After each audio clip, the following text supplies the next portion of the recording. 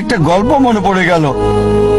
এক সময় একজন ফেরেশতা এসে এক লোককে বলল, আমি তোমার উপর খুশি, তুমি যা চাইবে আমি তোমাকে তাই দেব, তবে একটা শর্ত, যা তুমি চাইবে আমি তোমাকে সব দেব, তবে তোমার প্রতিবেশীকে দেব তার দ্বিগুণ। লোকটা বলল, একটা রোলেক্স ঘড়ি আমার চাই। ফেরেশতা তাকে রোলেক্স ঘড়ি দিয়ে দিল।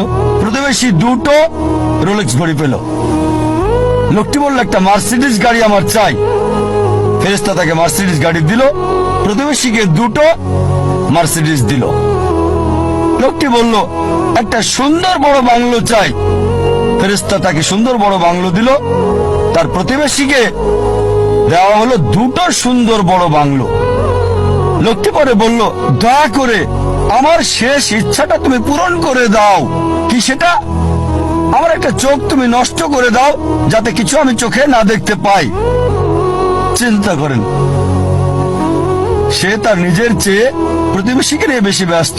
তার জীবন সহজ কিন্তু জটিল সেটা ভাবছে না সে। প্রাচুর্য কি দারিদ্রতা যাই থাকুক, সে বেশি চিন্তিত তার প্রতিবেশীর চেয়ে ভালো জীবন যাপন করা নিয়ে। এ কারণেই সে ফেরেশতাকে বলল, আমার একটা চোখ নষ্ট করে দাও, যাতে প্রতিবেশীর দুটো চোখই নষ্ট হয়ে যায়। এভাবে আমরা প্রতিবেশী কেন্দ্রিক। নিজে সুখী কিনা ভাবছে না, দেখতে পারবে কিনা সেটা ব্যাপার না,